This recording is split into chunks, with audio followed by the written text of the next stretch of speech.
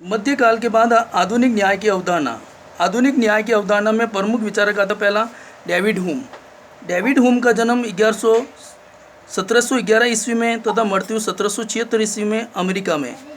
तथा उसके अनुसार न्याय का अर्थ है नियमों का पालन करना, अर्थात कि सार्वजनिक उपयोगिता अर्थात कि जनता के हित में हमेशा नियम बनाना। यही डेविड ह्यूम के द्वारा न्याय की अवधारणा। फिर उसके बाद दूसरा विचारक है जेरेमी बेंथम, जिसे उपयोगितावाद का जनक कहा जाता है, और इसका मुख्य वक्तव्य है अधिकतम व्यक्तियों का अधिकतम हित, जिसका जन्म इंग्लैंड में।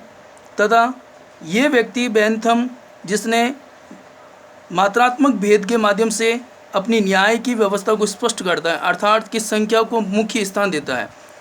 इसका प्रमुख सिद्धांत है उपयोगितावाद का सिद्धांत, जबकि जेएस मिल ने हमेशा अपने न्याय के सिद्धांत में गुणात्मक, अर्थात कि जो सही लगता है उसी के अनुरूप कार्य करना। जेरेमी बेंथम की प्रसिद्ध पुस्तक है शासन पर कुछ विचार। न्याय सार्वजनिक सेवाओं का उपयोगिता के आधार पर होना ही बेंथम के अनुसार न्याय कहलाता है, अर्थात कि अधिकतम व्यक्तियों का अधिकतम सुख या उन्हें कार्य मिलना, ये कहलाता है न्याय। फिर उसी प्रकार तीसरा विचारक है जेएस मिल। जेएस मिल की प्रसिद्ध पुस्तक है जॉन स्टुअर्ट मिल, जिसका जन्म यूरोप में, तथा उसकी पुस्तक है ऑन लिबर्टी, जिसके अंदर उसने न्याय के अवधारणा को स्पष्ट करता है, और उसने सामाजिक उपयोगिता के अर्थ में न्याय को स्पष्ट करता है।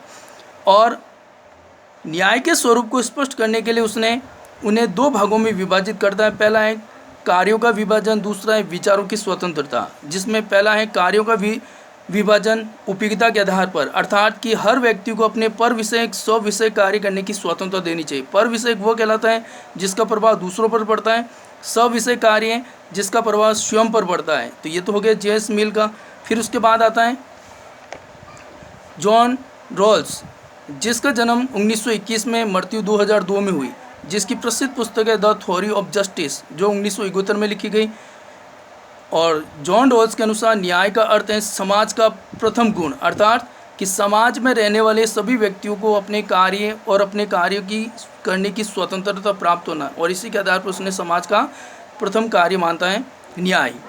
न्याय को स्थापित करने के लिए उसने मुख्य रूप से दो बातों का उल्लेख करता है। पहला है प्राथमिक वस्तुओं का वितरण करना, जैसे अधिकार, स्वतंत्रता, अवसरों की समानता, आत्मसम्मान, अर्थात कि इनका वितरण एक समान रूप से होने से समाज में सभी वर्गों को न्याय प्राप्त हो सकता है।